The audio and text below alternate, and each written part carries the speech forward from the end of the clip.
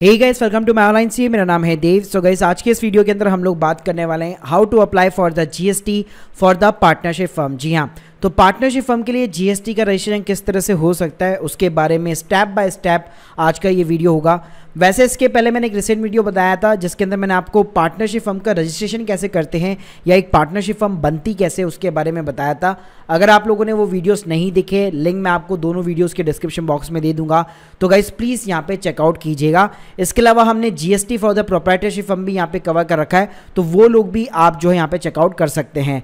सो चलिए गाइस शुरू करते हैं और बात करते हैं कि जीएसटी का पार्टनरशिप फर्म के अंदर रजिस्ट्रेशन कैसे होता है। सो गाइस, वीडियो को शुरू करने से पहले बताना चाहूंगा, अगर आप लोग एक एक्सपर्ट के थ्रू अपनी पार्टनरशिप फर्म का जीएसटी रजिस्ट्रेशन निकलवाना चाहते हैं बहुत ही कम कॉस्ट के ऊपर, तो लिंक जो है आपको सिंपली डिस्क्रिप्शन बॉक्स में मिल जाएगी। तो चलिए गाइस शुरू करते हैं। गाइस सबसे पहले हम लोग बात कर लेते हैं सिंपली रिक्वायरमेंट्स की, क्योंकि देखिए पार्टनरशिप का जीएसटी में अप्लाई करने से पहले आपको कुछ डॉक्यूमेंट्स की रिक्वायरमेंट पड़ेगी।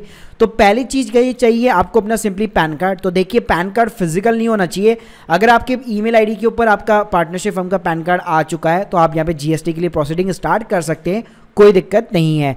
इसके अलावा गाइस आपको एक पार्टनरशिप की डीड चाहिए होगी। इस टाइप की डीड चाहिए होती है, मैं आपको दिखा देता हूँ। इस टाइप की डीड होती है जो बेसिकली यहाँ पे नोटराइज भी होनी चाहिए और स्टैम्प पेपर के ऊपर होनी चाहिए, और स्टैम्प पेपर की वैल्यू भी प्रॉपर होनी चाहिए, जो टोटली डिपेंड करेगा आपने कितनी कैपिटल लगा रखी है, और उसके रूल्स और रेगुलेशन हर स्टेट टू स्टेट यहाँ पे डिफर करते हैं।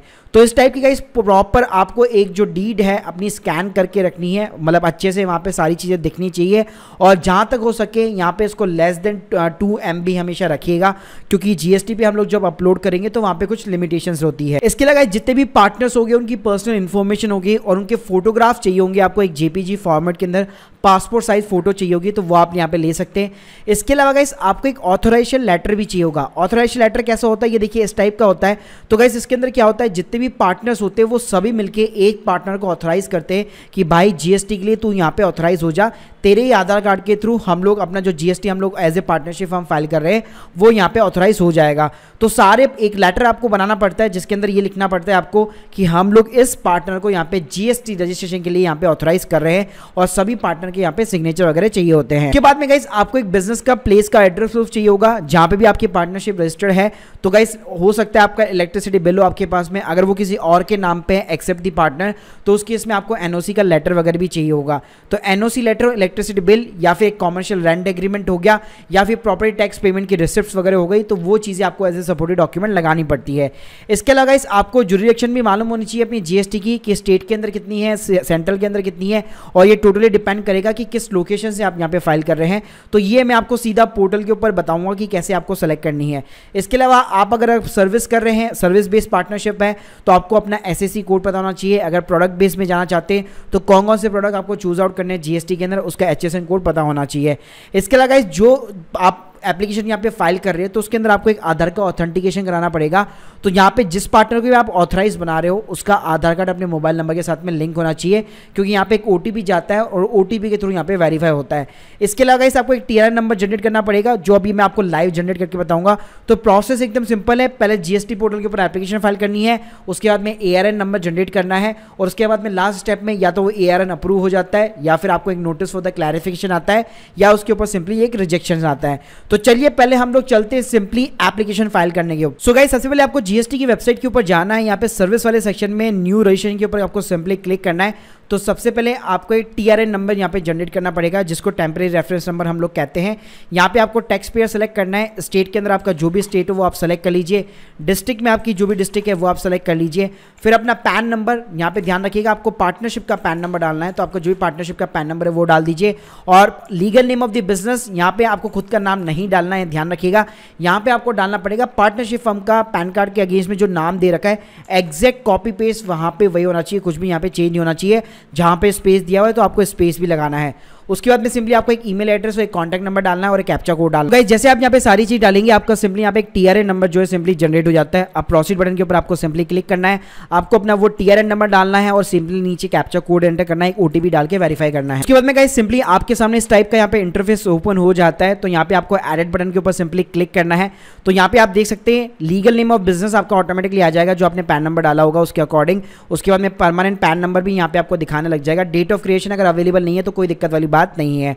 उसके बाद में गाइस यहाँ पे पूछता है आपसे ट्रेड नेम, तो ध्यान रखिएगा ट्रेड नेम आपको यही वाला रखना है, कोई और चेंजेस नहीं करने हैं, क्योंकि ट्रेड नेम का सिंपली मतलब होता है आपका बिजनेस का नेम। इसके अलावा गाइस कॉन्स्टिट्यूशन ऑफ बिजनेस के अंदर आपको सिंपली पार्टनरशिप यहाँ पे सेलेक्ट करना है। उसके बाद में अगर और कोई भी अगर आपका बिजनेस का नेम है तो आप वो यहाँ पे ऐड ऑन कर सकते हो, वरना यहाँ पे कोई भी दिक्कत नहीं है। उसके बाद में गाइस सिंपली आपकी डिस्ट्रिक्ट आ जाती है, फिर नीचे आपसे पूछेगा कैजुअल टैक्सेबल पर्सन, तो इसको कुछ भी छेड़छाड़ करने की जरूरत नहीं है। कंपोजिशन स्कीम में अगर आपको चाहिए तो आपको यस करना है, वरना इग्नोर कीजिए। उसके बाद में गाइस आपसे पूछता है रीजन क्यों भाई जीएसटी अप्लाई करना है, तो आप गाइस यहाँ पे सिंपली वॉलंटरी बेस पे यहाँ पे सेलेक्ट कर सकते हैं। और date of commencement of business, अगर नया बिजनेस है तो आपका जब भी बिजनेस शुरू हो रहा है तो वो आप यहाँ पे डेट वगैरह जो अपनी इंसर्ट कर सकते हैं। उसके बाद में गाइस आता है टाइप ऑफ द रजिस्ट्रेशन, अगर आपके पास में ऑलरेडी कोई एग्जिस्टिंग रजिस्ट्रेशन है, जैसे कि मान लो एमएसएमई का रजिस्ट्रेशन हो गया, एफएसआई का हो गया, ट्रेडमार्क वगैरह ऐसा कुछ भी हो गया, तो वो चीज़ आप यहाँ पे डाल सकते हो, तो कोई भी दिक्कत नहीं है। अगर आपके पास में नहीं है ऐसा कोई रजिस्ट्रेशन तो इसको इग्नोर कर सकते हो। उसके बाद में गाइस यहाँ पे आपसे पूछेगा proof of constitution of business, तो यहाँ पे आपको सिंपली सेलेक्ट करना है पार्टनरशिप डीड, और आपकी जो पार्टनरशिप डीड है वो यहाँ पे आपको अपलोड करनी है। आप देख सकते हैं गाइस इसकी जो साइज है वो केवल 1 MB तक होनी चाहिए, तो यहाँ पे आप इसको आप कंप्रेस भी कर सकते हैं अगर ज़्यादा स्कैन वगैरह हो रखी है तो। और बहुत सारे आजकल कंप्रेशन के टूल अवेलेबल है, मोबाइल के अंदर भी आपको ऐप्स वगैरह मिल जाती है। उसके बाद में गाइस सिंपली आपको सेव एंड कंटिन्यू बटन के ऊपर क्लिक करना है। उसके बाद में गाइस आपसे सिंपली पूछता है मैनेजिंग और ऑथराइज पार्टनर्स के नेम, तो यहाँ पे आपको हर पार्टनर की डिटेल्स डालनी पड़ेगी। तो पहला जो पार्टनर होगा वो आपका ऑथराइज पार्टनर होगा, तो सबसे पहले आपको उसकी डिटेल यहाँ पे इंसर्ट करनी है। तो मैं गाइस थोड़ा सा आप नीचे आएंगे तो यहाँ पे आपसे आइडेंटिफिकेशन इन्फॉर्मेशन वगैरह पूछेगा, तो यहाँ पे आपको डेजिग्नेशन में सिंपली पार्टनर डालना है, are you citizen in India, yes करना है। डिन नंबर डालने की जरूरत नहीं है, अपना खुद का पर्सनल पैन नंबर डालना है, और आपका जो भी एड्रेस है वो आपको सिंपली यहाँ पे इंसर्ट करना है। उसके बाद में गाइस सिंपली यहाँ पे आपको अपना एक पासपोर्ट साइज जो फोटोग्राफ है वो अपलोड करना है, और यहाँ पे आपको ऑल्सो ऑथराइज सिग्नेटरी के ऊपर सिंपली यस करना है। जैसे मैंने बताया आपको एक पार्टनर को तो एटलीस्ट यहाँ पे ऑथराइज सिग्नेटरी बनाना पड़ेगा, तो जो भी पार्टनर की आप डिटेल्स यहाँ पे इंसर्ट कर रहे हैं तो आपको एक ही पार्टनर को बनाने को मिलेगा, तो उसको सिंपली आप यहाँ पे ऑथराइज सिग्नेटरी यस कर सकते हो। तो आप देख सकते हो गाइस यहाँ पे जैसे मैंने यहाँ पे एक पार्टनर ऐड कर दिया है, तो अब मैं अगर और पार्टनर यहाँ पे ऐड करना चाहता हूँ जो कि बेसिकली ऑथराइज तो नहीं होंगे, लेकिन अगर आप उसको एज ए मतलब पार्टनरशिप में ऑब्वियसली 2 पार्टनर होते हैं, सो सेकंड पार्टनर को आप यहाँ पे ऐड ऑन करा सकते हो। तो यहाँ पे जैसे अगर बहुत सारे पार्टनर हैं तो आप 2 पार्टनर को भी यहाँ पे ऑथराइज करा सकते हो, वहाँ पे भी कोई दिक्कत नहीं है, लेकिन यहाँ पे कंपलसरी ये है कि आपको सारे पार्टनर को ऐड ऑन कराना पड़ेगा। उसके बाद में गाइस सिंपली नेक्स्ट जो टैब आती है वो ऑथराइज सिग्नेटरी की आती है, जो आपने यहाँ पे पार्टनर की डिटेल्स डाली होगी वो पार्टनर की डिटेल्स यहाँ पे भी आ जाएगी। तो उनमें से आप जिसको भी यहाँ पे प्राइमरी ऑथराइज सिग्नेटरी बनाना चाहते हो उसके ऊपर आपको सिंपली ये वाला बॉक्स चेक करना है। सो गाइस जैसे यहाँ पे आप ये वाला बॉक्स चेक करोगे तो यहाँ पे वाला जो थर्ड टैब है ऑथराइज सिग्नेटरी, नीचे जाओगे तो नीचे आपसे एक ऑथराइज सिग्नेटरी का यहाँ पे जैसे हमने आपको फॉर्मेट दिखाया था वो यहाँ पे आपको अपलोड करना पड़ता है, लेटर ऑफ ऑथराइजेशन। तो इसके ऊपर आपको सिंपली सेलेक्ट करके आपको वो लेटर ऑफ ऑथराइजेशन जो है यहाँ पे अपलोड करना है। बाद में गाइस अगर आप कोई भी ऑथराइज रिप्रेजेंटेटिव ऐड करना चाहते हो तो आप वो कर सकते हो, वरना इसकी कोई रिक्वायरमेंट नहीं है। सिंपली आपको सेव एंड कंटिन्यू बटन के ऊपर क्लिक करना है। अब गाइस आता है यहाँ पे principal place of the business, यानी कि हमारे जो बिजनेस का एड्रेस है जो पार्टनरशिप डीड के अंदर मेंशन है वो एग्जैक्ट एड्रेस यहाँ पे आपको इंसर्ट करना है। वो एड्रेस गाइस मेंशन करने के बाद में यहाँ पे आपको अपना सर्कल पूछेगा, तो यहाँ पे बहुत सारे सर्कल होते हैं, तो देखिए इसके रूल्स और रेगुलेशन अलग है, स्टेट टू स्टेट डिपेंड करता है। और इसके ऊपर मैंने एक ऑलरेडी वीडियो बना रखा है कि how to find your AO code of your GST registration, तो इसकी लिंक भी मैं आपको डिस्क्रिप्शन बॉक्स में दे दूंगा, तो वहाँ पे जाकर आप लोग चेकआउट कर सकते हो कि ये वाली चीज़ें आपको कैसे जो है फाइंड आउट करनी है, आपकी कौन सी रेंज है वो आपको कैसे सेलेक्ट करनी है, कैसे पता लगेगा, तो उसके ऊपर एक सेपरेट यहाँ पे वीडियो बना हुआ है। उसके बाद में गाइस नीचे आगे आपसे पूछेगा nature of the position of the business, तो मैंने बताया था अगर आपका खुद का घर है, पार्टनर्स के नाम पे घर है, तो यहाँ पे आप सिंपली कोई भी कंसर्न लेटर वगैरह यहाँ पे अपलोड कर सकते हो। लीज के ऊपर है तो लीज डाल सकते हो, रेंटल है तो एक कॉमर्शियल रेंट एग्रीमेंट चढ़ाना पड़ेगा। तो गाइस यहाँ पे मैं क्या कर सकता हूँ, इलेक्ट्रिसिटी बिल हो गया और उसके साथ में एक एनओसी यहाँ पे अटैच कर सकता हूँ। उसके बाद में गाइस नीचे आपसे पूछेगा नेचर ऑफ द एक्टिविटी, किस टाइप का आपका बिजनेस है, तो अगर आपका सर्विस बेस्ड बिजनेस है तो आप यहाँ पे supplier of the service choose कर सकते हैं, वरना अगर आपका रिटेल है, होलसेल है, तो उसके अकॉर्डिंग यहाँ पे आप जो है चूज आउट कर सकते हो, simply save and continue button के ऊपर क्लिक कर सकते हैं। उसके बाद में गाइस यहाँ पे एडिशनल प्लेस ऑफ बिजनेस पूछेगा, तो ये डालने की आपको जरूरत नहीं है, कंटिन्यू बटन के ऊपर क्लिक कीजिए। अब गाइस आपके जो भी गुड्स है उसका एचएसएन कोड आपको पता होना चाहिए, तो जो भी आप गुड्स यहाँ पे ऐड करना चाहते हैं वो ऐड कर सकते हैं।